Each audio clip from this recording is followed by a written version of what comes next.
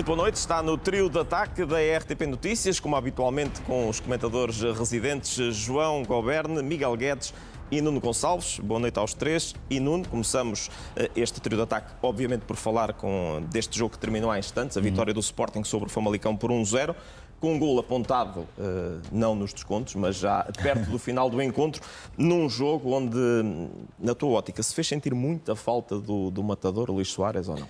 Boa noite a todos, boa noite lá para casa. Eu acho que mais do que a falta de Soares, que faz sempre falta, não é? Porque é o melhor marcador da equipa e um jogador em forma, que não só marca, como também faz jogar. Todo o jogo do Sporting assenta muito também na versatilidade enquanto atacante, enquanto jogador. Eu acho que o que se nota no Sporting é as pedras basilares do jogo do Sporting cansadas e em baixa forma. Pote, Trincão, Yulman, Morita, parece-me que são pesos neste momento que precisávamos deles com mais vigor, vá lá. A época já vai sendo longa para eles, muitos jogos. O facto de nós também termos bastantes lesionados não dá para gerir tanto o plantel como se podia. O facto de Ionides não estar a jogar, o Debas não estar a jogar, o Jenny só pode entrar a meio da segunda parte. Portanto, parece-me que há aqui um déficit de forma destes, sobretudo de Pote e Trincão, parece-me a mim, que são jogadores que nesta fase do campeonato eram muito importantes para desbloquear este tipo de jogos, sobretudo num ataque a 3, não é? Que o Sporting, em tempos, se vangloriou de ser um ataque positivo, não é? Eu recordo que o Ruben Amorim chegou a jogar com este tridente de atacantes, inclusive com o Nuno Santos também. Mas hoje pareceu-me a mim que a equipa estava pronto a carregar, a chegar com bola, algum azar ali no remate do Mangas na primeira parte podia ter dado golo, mas também com muita sorte naquele isolado que o Famalicão... Do Elissa? No Elissa, certamente, e que falha, se calhar, uma vez na vida, falha-se um golo daqueles. Portanto, nós tivemos alguma sorte aí nesse momento.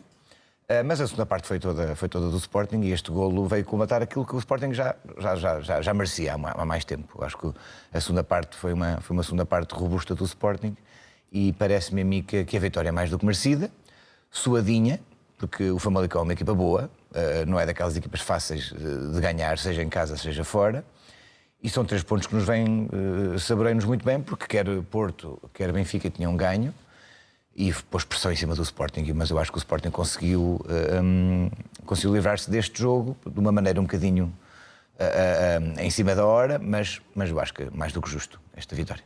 João, boa noite, bem-vindo. Como dizia o Nuno, o Sporting conseguiu livrar-se deste jogo. Foi um jogo, de facto, difícil para os Leões e em algum momento achaste que o Benfica poderia, nesta jornada, de facto, encurtar a distância para o segundo lugar?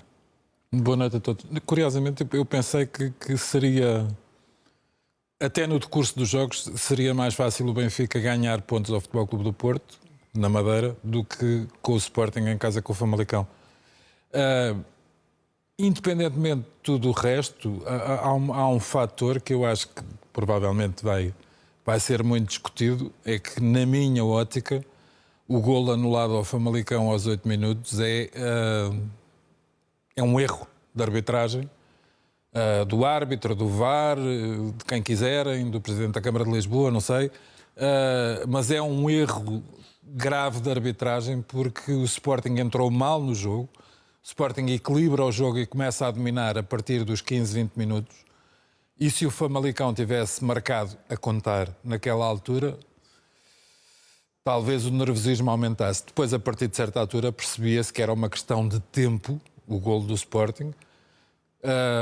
Se calhar não devia dizer isto, mas fico bastante satisfeito que o golo tenha sido marcado pelo Daniel Bragança, tendo em conta o calvário que o homem atravessou. Deve saber muito bem a alguém que voltou há pouco tempo. É o primeiro golo de sénior de cabeça, do Daniel Bragança. Ele li agora aqui no artigo. Pois, eu não estou a ver que ele... Quer dizer, não sei a altura, mas não estou a ver que ele seja um rapaz alto e espadaúdo.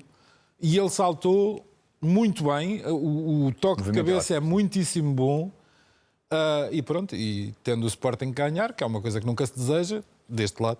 1,78 m, Daniel Bragança, mas ganhou ali aos centrais do Famalicão. Afinal, é mais alto do que eu pensava. Mas ainda assim, tendo o Sporting ganhar, eu até acho que é simpático que o golo fosse do Daniel Bragança. Acho que o Nuno pôs um bocadinho o dedo na ferida. Houve neste jogo déficit, Trincão e Pote, sobretudo. Acho que o Luís Guilherme começou bem e depois foi esvaziando, não sei se o balão, se o pulmão, se qualquer coisa do género. Estava na sua posição correta, na primeira parte, não é? Pois, e depois não estava. Exatamente. Acho que as substituições, ao contrário do que é costume, não deram grande resultado. Pelo menos não dei por isso. O Bragança não foi mau. Não, está bem. Tirando o Daniel Bragança. Aquele rapaz... Mas refere sobretudo, se calhar, as entradas do Géni Catamo e do Rafael Nel. No momento em que o Sporting ainda procurava a vantagem. O rapaz com o nome de cantor popular, confesso que nem o vi tocar na bola. Mas isso acontece... Eu é que estou mal habituado, porque o Anísio, cada vez que entra em jogo, agora marca golos, não é? Mas não. Agora, aquilo que me parece, e isto fazendo um bocadinho a transposição, é que nem Sporting nem Porto estão numa fase muito categórica de exibições. Não sei se é um problema físico, não sei se é um problema de sobrecarga de jogos. Se for, eu mesmo assim tenho inveja, porque o Benfica tem muito mais jogos esta época do que o Sporting e o Futebol Clube do Porto. Agora, aquele pico de forma, primeiro do Futebol Clube do Porto, mais à frente do Sporting, eu acho que não estão exatamente a acontecer nesta altura, o que, enfim, pelo menos do meu ponto de vista, viabiliza a esperança, que é, como se sabe, é uma coisa que é a última a morrer, ou a penúltima, vá. E, portanto, parece-me que é uma vitória justa. Houve momentos de futebol bem jogado. Surpreende-me que o Famalicão tenha atacado, ou tenha conseguido atacar tão pouco, embora... Sobretudo na parte foi. Não, o falhanço daquele rapaz francês, não sei o quê, é daquelas que a gente costuma dizer, aquela até eu marcava, eu se calhar não marcava, mas ele também não marcou. Embora esse não golo tenha sido festejado como se fosse um golo em várias salas do país, mas não foi o caso. Miguel, havia aqui uma pressão, eu diria, acrescida neste domingo de final de tarde, início de noite, para o Porto e para o Sporting, depois de o Benfica ter cumprido com o que era preciso, que vencendo na Madeira, na sexta-feira, nos Açores, aliás, o Santa Clara. E hoje podemos falar de vitórias pragmáticas, tanto do Porto e, neste caso, do Sporting, que estamos a analisar neste momento. Boa noite a todos. Boa noite a todos. Eu julgo que são jogos ainda assim bastante distintos. Obviamente o jogo do Benfica e os jogos de hoje do Sporting e Porto são jogos completamente diferentes e com dificuldades diferentes. Eu julgo, já lá vamos ao jogo do Porto, o Sporting pareceu uma equipa cansada, sim. Eu diria que mesmo no Dragão foi uma equipa pouco audaz. Também fruto do espartilho, que eu julgo que se há uma coisa que o Porto fez bem no jogo do Dragão foi espartilhar o Sporting. Portanto, não deixou o Sporting jogar e depois acabou também por o Porto não jogar grande coisa. Teve ali, foi um jogo muito atado, mas senti que Trincão estava menos bem, também muito condicionado, mas senti que Trincão, mais uma vez, menos bem. E, portanto, eu julgo que, desse ponto de vista, nós temos aqui alguns jogadores fundamentais do Sporting, como o Yulman, que não estão propriamente exuberantes. Sem Soares... A não ser nos protestos. Certo. Aí o Yulman é sempre muito exuberante. Sim, isso aí é uma questão de personalidade, braçadeira, claro, e impunidade. Às tantas, não é? Também às tantas assim. Sim. Mas, quer dizer, já lá vamos ao golo anulado ao Famalicão hoje. Mas o Sporting de hoje é um Sporting que joga com 3 das suas principais peças cansadas. Não irá jogar certamente na próxima jornada porque Pote ficou de fora do próximo jogo. Mas isto, acumulando com o facto de Soares não estar em campo, cria um problema adicional com o Sporting, que o Sporting, também é bom dizer, ultrapassou com um volume de jogo consistente. O Sporting teve volume de jogo, teve 22 remates contra 2, não teve muitas oportunidades, mas teve grande caudal ofensivo, rematou muito dentro da grande área adversária, chegou lá muitas vezes, teve muitos cantos, 14. O Sporting teve caudal ofensivo, sobretudo na segunda parte, para ganhar o jogo. Agora, o Famalicão tem uma perdida que só o Famalicão se poderá lamentar, absolutamente escandalosa, como o João dizia, mas, sobretudo, tem um... E acho também que pode haver um penalti a favor do Sporting, vamos também ser claros. Sim. Mas aquele gol anulado ao Famalicão, eu ainda não consigo perceber porquê, e revi as imagens só 3 vezes e continuo sem perceber porquê, portanto, se calhar ainda vai alguma coisa que me vai iluminar. Vamos ver o que é que dizem os comentadores de arbitragem deste país. Às vezes estão uníssonos nas avaliações. Vamos ver o que é que dizem, porque a mim acho que deverá haver uma unanimidade desta vez relativamente a um golo mal anulado ao Famalicão. Em relação a isso, deixa-me só dizer uma coisa muito rápida. Um dos melhores árbitros que eu vi na vida, que era um senhor que ainda por cima tinha uma imagem inconfundível, o Pierluigi Collina, dizia que era a obrigação dos árbitros, a partir de um determinado nível, estudar a personalidade dos jogadores que iam entrar em campo. A alegada falta, é cometida sobre um rapaz chamado Maxi Araújo. Não preciso dizer mais nada. Para mim, que fica aqui já a minha opinião emitida, é falta e o gol foi bem anulado. De quem? Do primeiro ou do segundo? Do segundo. Pois, mas o árbitro diz que é do primeiro. Isso agora é um problema do árbitro. Quer dizer... Não, mas o teu problema foi a comunicação que ele fez ou se houve falta ou não houve? Tu achas que não houve falta? Quando se estabelece jurisprudência, tu vais ter que olhar para a causa de uma sentença. Certo. Quando, por acaso, o visado nessa sentença é o visado errado, alguma coisa está mal na aplicação da justiça, certo? Mas aplicando a verdade esportiva, houve ou não houve falta sobre o Maxi? Acho que não, nem do primeiro nem do segundo. Pronto, eu acho que houve. Pronto. Mas então do primeiro é que não houve de certeza. Sim, e era um grande gol. Era um bom gol, sim. Para mim o falta e o penalti sobre o Ricardo Mangas é para mim.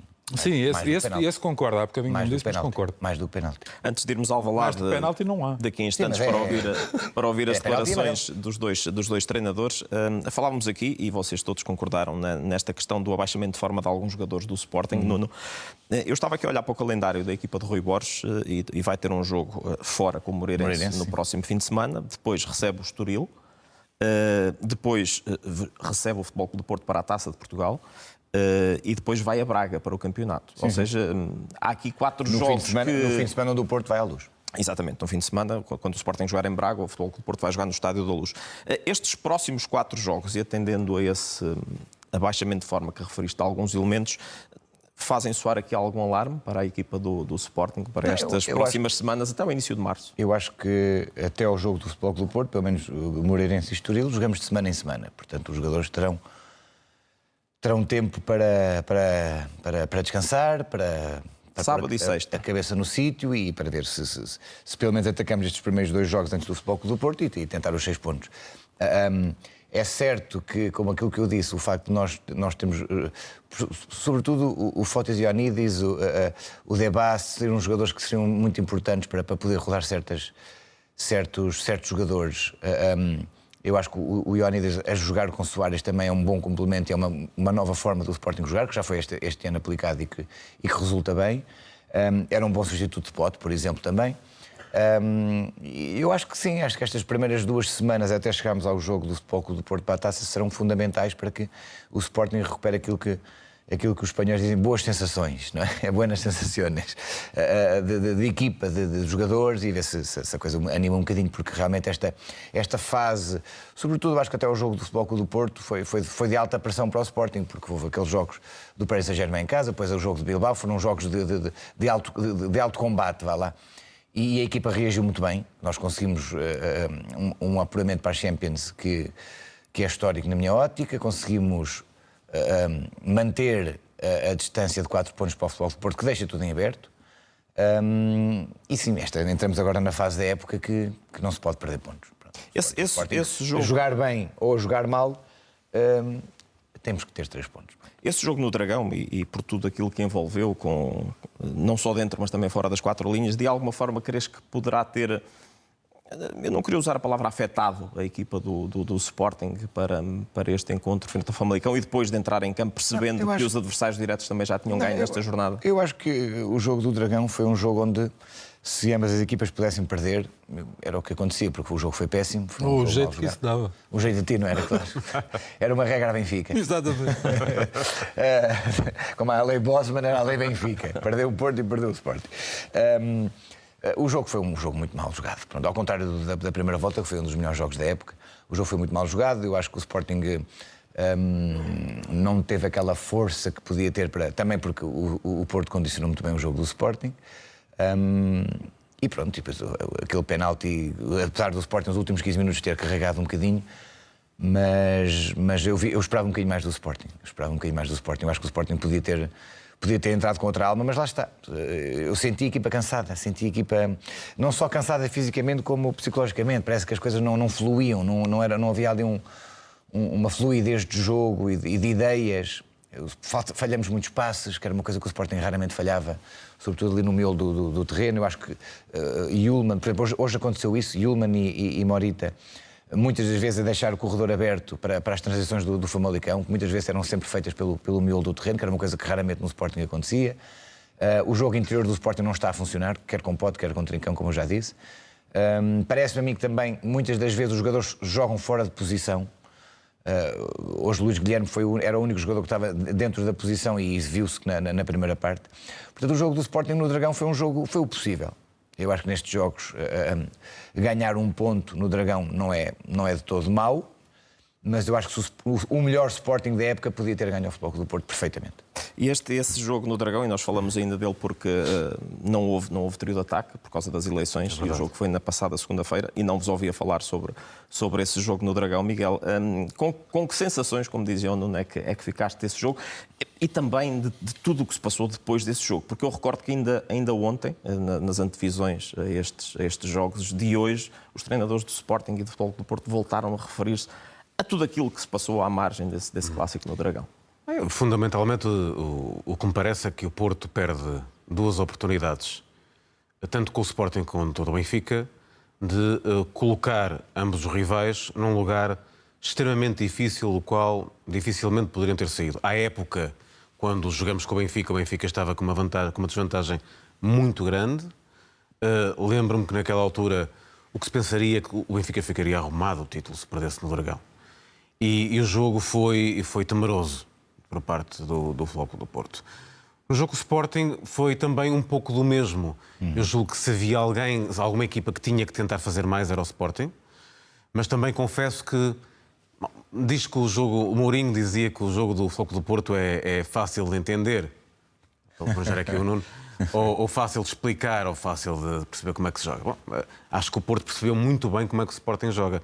Eu não vi ainda nenhuma equipa no Campeonato Nacional a condicionar o Sporting como o Porto conseguia condicionar no Dragão. Agora, era isso que se pretendia? Condicionar o Sporting, correndo o risco de sair do jogo com um empate? Eu julgo que o Porto poderia pedir mais, deveria pedir mais.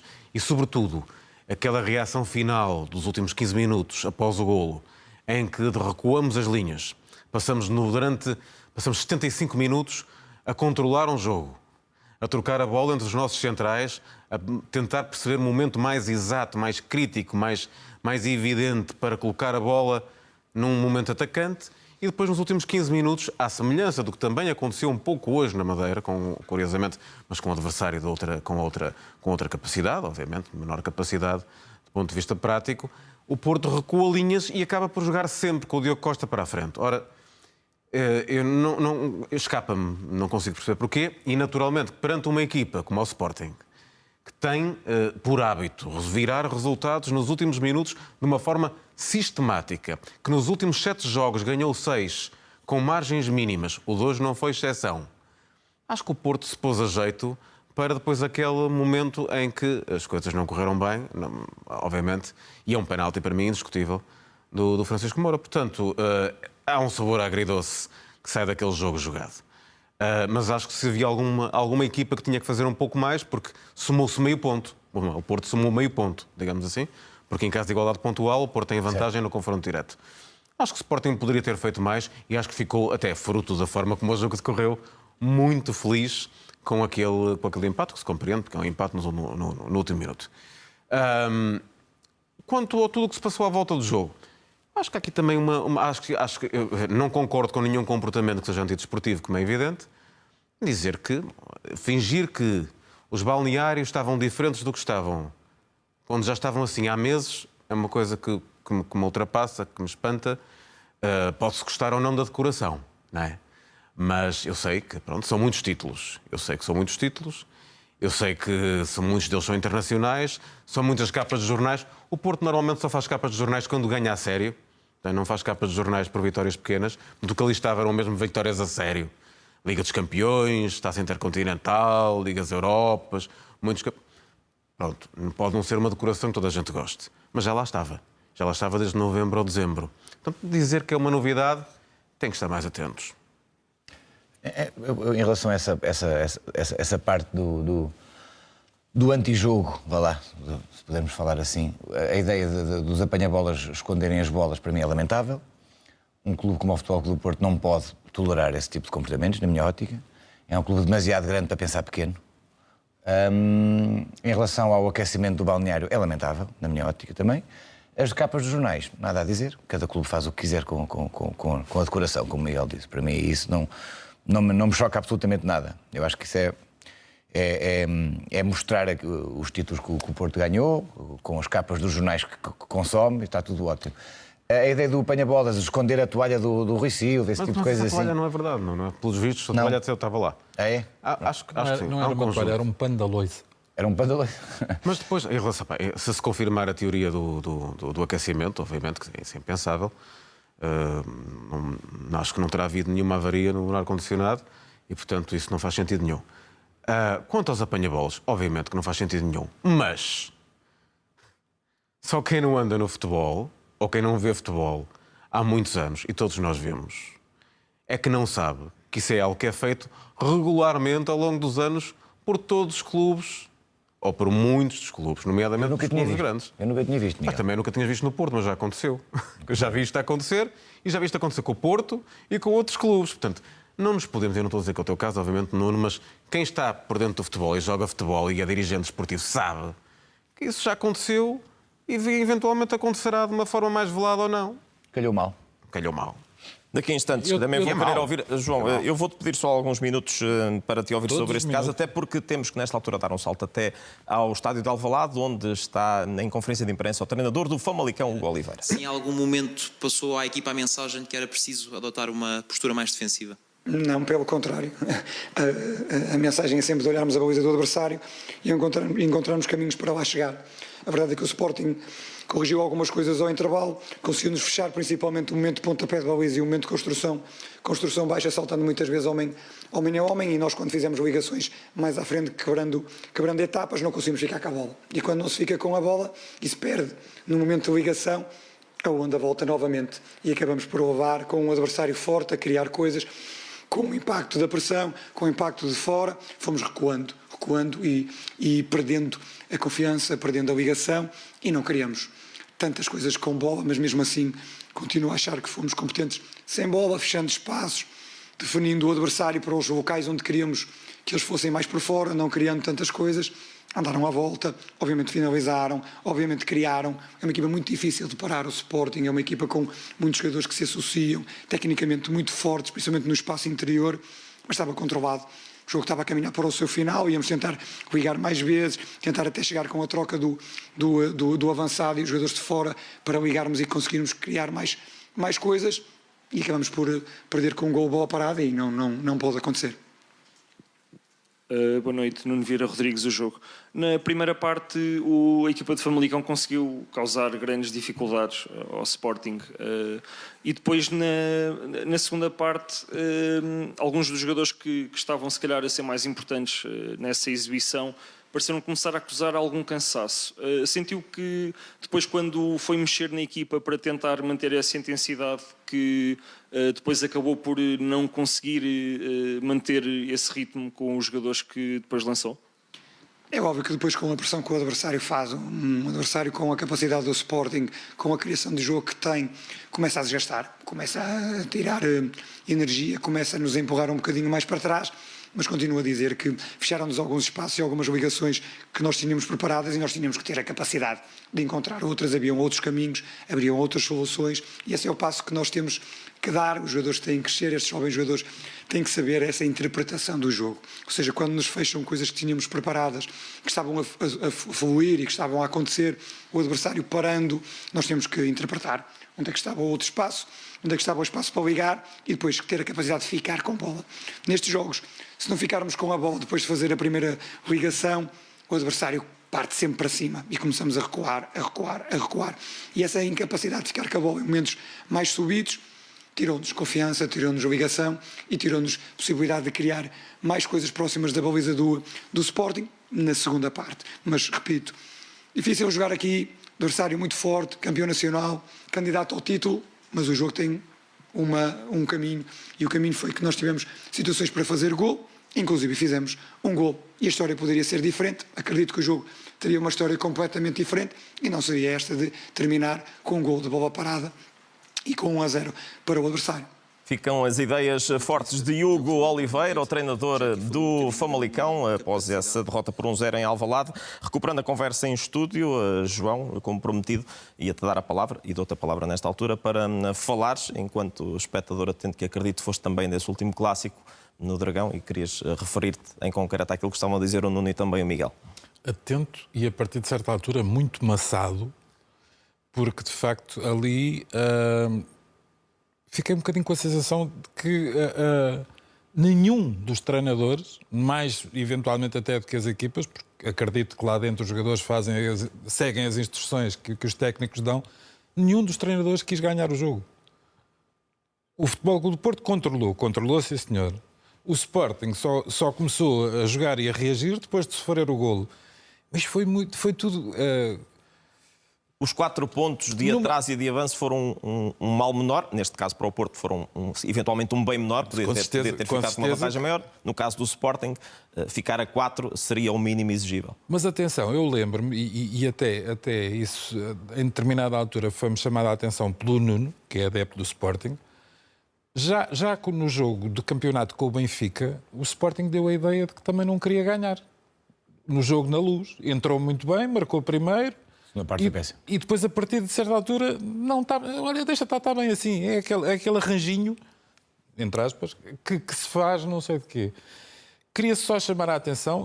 O Miguel disse, e bem, que o penalti a favor do Sporting é indiscutível. Eu lembrei-me, por acaso, de ir ver, e fui, um lance rigorosamente idêntico no jogo Futebol Clube do Porto, Sport Lisboa e Benfica, para a Taça de Portugal, em que quem põe o braço à bola não é o Francisco Moura, é o Pablo Rosário. O lance é em tudo idêntico, mas curiosamente nesse jogo não deu direito a penalti. Portanto, eventualmente José Mourinho, independentemente dos dados de comunicação, terá alguma razão quando diz que as cores das equipas influenciam a marcação ou não de penaltis. Mas isso depois fica mais para a frente. O Benfica tem poucos este ano. Tem pouquinhos. Nuno, ensinou-me, olha, vou-te dizer uma coisa, ensinou-me um grande amigo meu, que por acaso se chama Miguel Guedes. Eu uma vez vim para aqui armado em carapau de corrida, com uma estatística para provar que o Futebol Clube do Porto tinha mais penaltis que os outros todos. Certo. E o Miguel desarmou-me com uma frase muito simples, que é: está bem, e desses penaltis houve algum que fosse mal marcado? E os que ficaram por marcar, fizeste a estatística? Não, em relação ao Benfica, eu posso fazer a estatística dos que deveriam ter sido marcados e não foram. Isso posso-te fazer. Não hoje, mas faço. Ainda há uma hora e meia atrás deixou um de ser marcado ao Sporting. Portanto, isso acontece quase sempre. Sim, está bem, pois. Não era? Sim. Não, eu já reconheci que era. Relativamente ao resto dos acontecimentos, eu acho que o jogo do Dragão, talvez por ser na noite a seguir à noite eleitoral, foi uma aproximação à política absolutamente extraordinária, porque o problema dos balneários não foi a questão da leitura, não é o que lá está fixado que foi problema, acho eu. Não foi leitura, foi temperatura. E eu comecei a lembrar-me também dos tempos em que não era com a subida ou a descida do ar-condicionado, era com criolina, com lexívia. Lembrei-me até do mítico Guardabel e de outras coisas que se passavam no Futebol Clube do Porto. Parece-me. Este ano já tivemos o caso com o árbitro Fábio Veríssimo e agora este caso do aquecimento central. E parece-me que, para usar a expressão de uma ex-ministra, tem havido uma aprendizagem coletiva no Futebol Clube do Porto muito, muito significativa. Relativamente à história das toalhas e, sobretudo, das bolas, mais uma vez, a professora Maria Lúcia Amaral foi citada porque as bolas e as toalhas entraram só em contexto de invisibilidade. Desapareceram. Não havia coisa. Ficou tudo muito bem.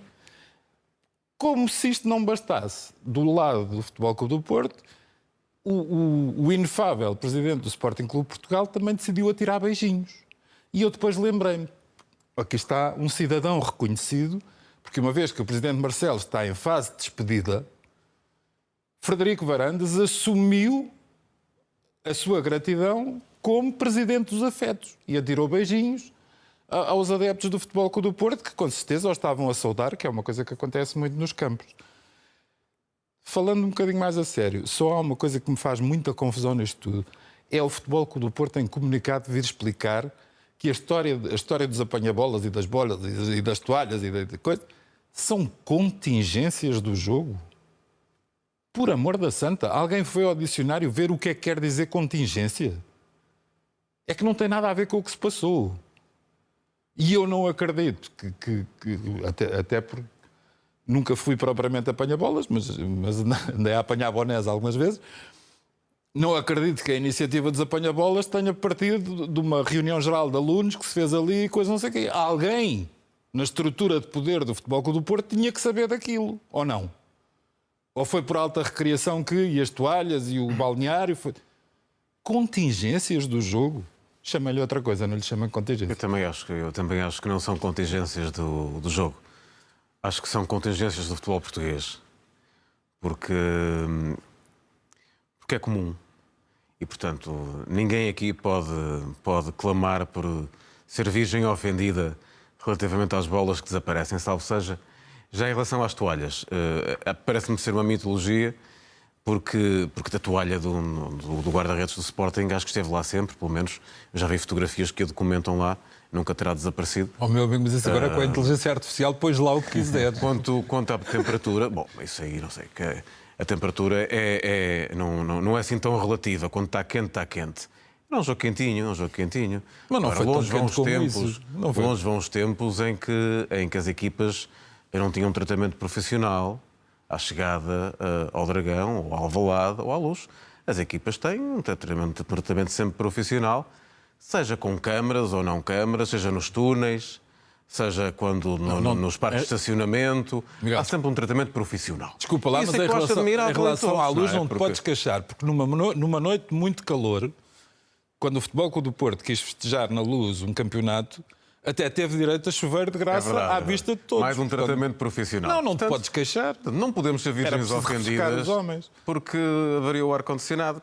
Pronto, ok, está bem. É claro que não subscrevo. Mas é claro que essa coisa dos apanha-bolas é estar atento às transmissões televisivas ou então ir aos estádios.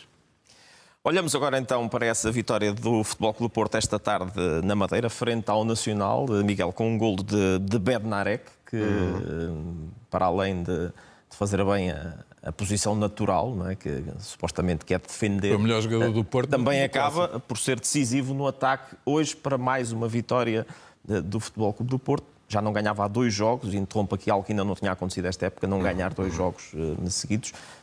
Isto tem que, de alguma forma, aqui alguma dúvida que se pudesse ter instalado? Não, o jogo era essencial, porque, de facto, após 2 jogos em que não vencemos, e perante esta ideia que se começou a instalar de que o Porto está numa espécie de decréscimo, ainda por cima, após o jogo do Sporting, com lesões que fustigam a equipa até de uma forma bem grave como a de Samu, podia-se criar aqui a ideia de que o Porto não iria conseguir recriar-se e não ia conseguir ter um plano B para si. Não ia ter outra cara, não ia conseguir ter não ia conseguir ter uma versão 2.0, não é?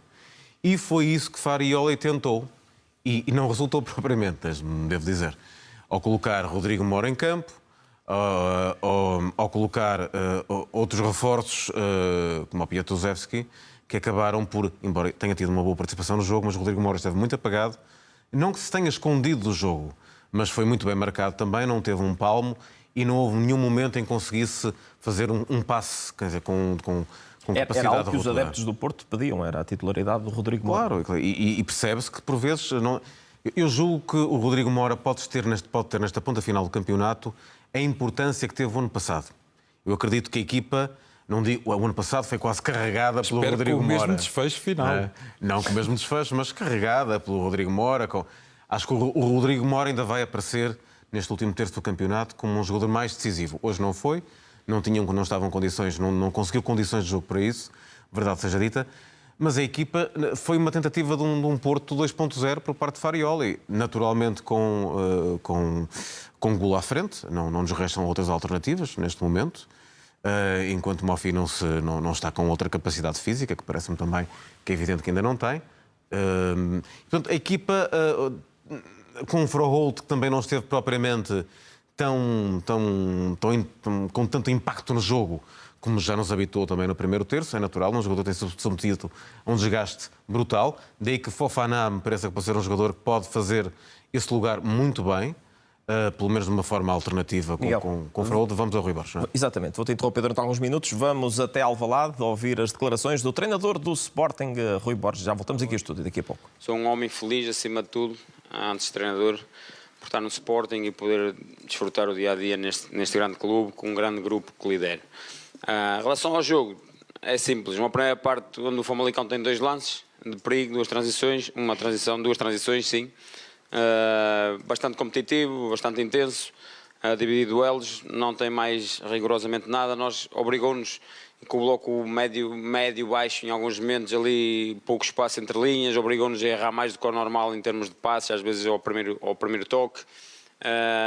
Fomos insistindo, aqui ou ali notou-se claramente que nos faltava a referência da área para tomarmos decisões melhores, e foi claro para mim isso. Uma segunda parte depois também não houve história, deu o Sporting, a segunda parte toda, o Famalicão não criou absolutamente nada, onde andámos com posse, criámos algumas situações de finalização, temos 15 cantos, acabámos por fazer golo num canto, onde a equipa teve bastante até qualidade naquilo que era rigor de zonas a atacar, de batida de bola. Poderíamos ter feito o golo antes já em alguns lances de bola parada que foram muito bem batidos. E a história é essa, é uma equipa sempre à procura do golo, outra a defender bem e à espera de transições, uma boa equipa, muito bem organizada, muito competente, com jogadores rápidos e fortes para sair em transições, um avançado a segurar muito bem e foi um bom duelo. Mas a história resume-se a isso, e acho que por tudo fomos criando e por tudo fomos capazes ao longo do jogo, às vezes não tão bem em termos de qualidade do último terço, mas fizemos o suficiente para ganhar o jogo. Raquel Simões, TV e CNN. Ontem falou-se de quem é que ocuparia o lugar de Luís Soares, Pedro Gonçalves neste caso, porque é essa escolha. E também o treinador do Famalicão acabou de dizer que o primeiro gol do Famalicão, o gol do Famalicão, foi um erro crasso da arbitragem que não deveria ter sido anulado e que poderia ter mudado o rumo da história do jogo. Se concorda? Concordo, foi falta clara. Para mim é falta clara.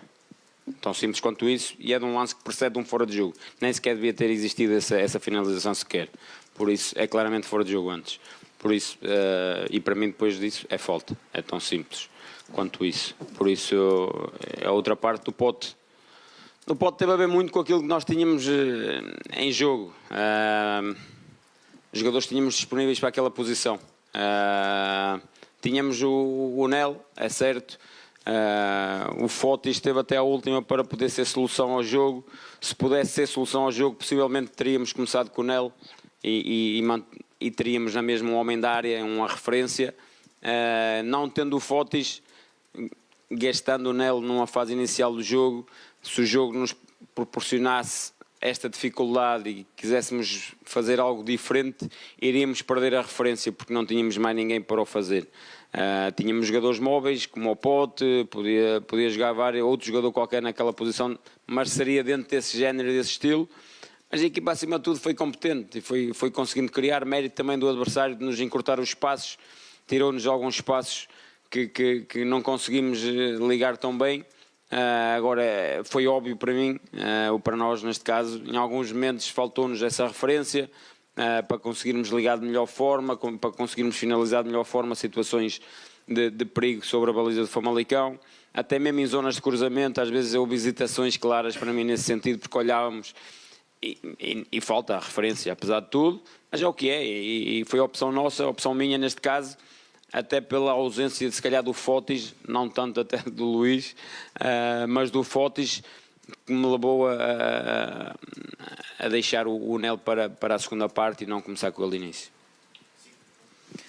Boa noite, Rui. João Farinha, SIC Notícias. Mais um golo na reta final do jogo, mais uma vitória conseguida com um golo nessa fase.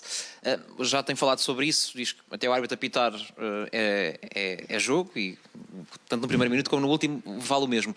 Mas pergunto-lhe se não fica preocupado com essa demora em encontrar o golo e se não pensa que algum dia poderá correr mal. Já me fizeram essa pergunta ontem. O futebol é o primeiro ou último minuto, quer dizer, já ganhei jogos ao primeiro, já vou ganhar jogos ao último. Tenho 2 empates aos 90, são 4 pontos, se calhar estava com os mesmos pontos do primeiro. Isso é tudo muito subjetivo. Acima de tudo, a ambição da equipa é enorme. Aí fomos criando situações de finalização e não deixamos sequer o adversário criar. Por isso, mais do que tudo o resto, é a capacidade da equipa, e o jogo tem 90 minutos, não tem 70, preocupado porquê. Ganhei o jogo, é isso que queremos. Os jogos vão ser cada vez mais difíceis, jogamos contra uma boa equipa, muito competente, o seu treinador também, um bom trabalho está a fazer, por isso é o que é, valoriza ainda mais a nossa vitória. As ideias fortes de Rui Borges sobre esta vitória do Sporting frente ao Famalicão, referindo o treinador leonino, que os jogos têm 90 minutos, mais os descontos e não 70, e que não está preocupado por o Sporting marcar golos nos últimos minutos do encontro e também na compensação. Nuno, sobre esta vitória do Porto, e há pouco ouvi aqui o Miguel Guedes, e estamos aqui a falar precisamente em estúdio, já tínhamos falado sobre o calendário do... Aliás, antes de ir ao Nuno, tenho que recuperar o Miguel, porque o Miguel... Tu foste interrompido, Miguel. Mas é rápido, eu vou passar já a bola porque temos pouco tempo. É só queria fazer uma pequena nota para o regresso de Zaidu. Zaidu já não jogava no Porto há muito tempo, foi titular. Aliás, também foi a primeira titularidade do Piatusevski, e ambos cumpriram à sua medida. Fala-se muito no lugar de lateral esquerdo do Porto. Parece-me importante ressalvar que Zaidu continua a ser um jogador muitas vezes subestimado, e acho que faz um belíssimo jogo hoje, sendo o jogador que é, com naturais qualidades e algumas limitações. Passa a bola. Queria também perguntar-te sobre a questão da ausência do Samu. Até que ponto é que isso será decisivo ou não para o Porto até a final da época? Vamos ter que lembrar o Samu, mas esquecê-lo no jogo, porque de facto não vamos contar mais com ele. A alternativa será mesmo Gul, e a alternativa será Mofi também, quando estiver num outro patamar de forma. É uma situação um bocadinho desesperante, sobretudo para um clube como o Porto, que tentou ultrapassar a lesão de Jong com a contratação aliás, que tentou ultrapassar o facto de ter com o Samu como avançado residente, com a contratação de Jong, vê de Jong depois a se lesionar-se, e agora o próprio Samu. É muito azar só.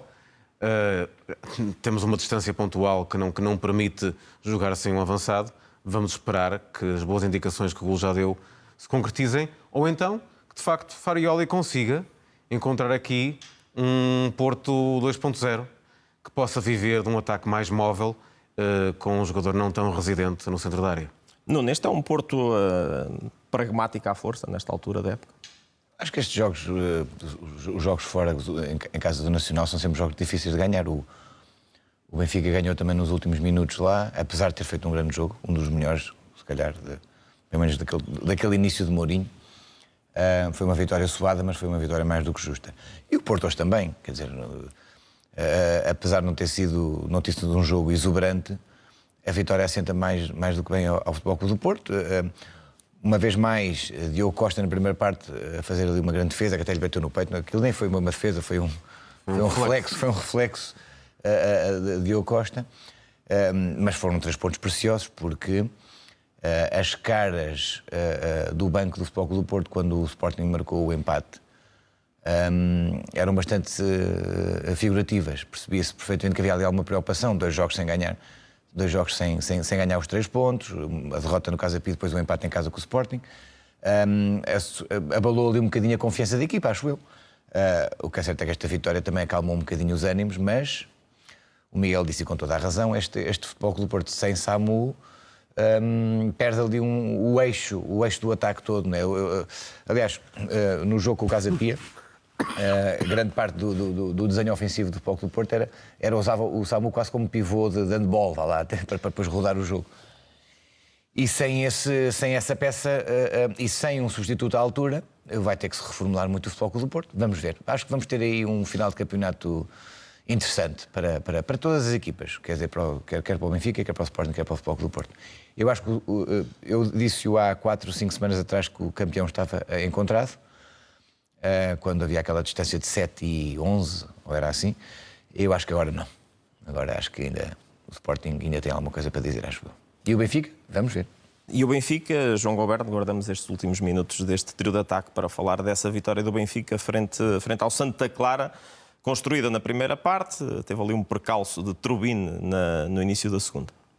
Sim, com uma evidente gestão, acho eu, de calorias na segunda parte, porque na terça-feira há Real Madrid. E apesar de tudo, com todo o desfavoritismo do Benfica, é preciso deixar boa impressão. Muito sucintamente, belo jogo de Pavlidis, marca um golo, está na origem remota do outro, farta-se de jogar lá à frente e é de facto um dos belos intérpretes desta época. Fica provado que o Anatoly Trubin é melhor a subir do que a descer, ou seja, é melhor a marcar golos de cabeça do que a tentar defender bolas que vão rasteirinhas. Jogo muito bom e de sacrifício do Tomás Araújo, gostei de ver, outra vez relegado para a defesa de direito, e acho que é uma vitória natural.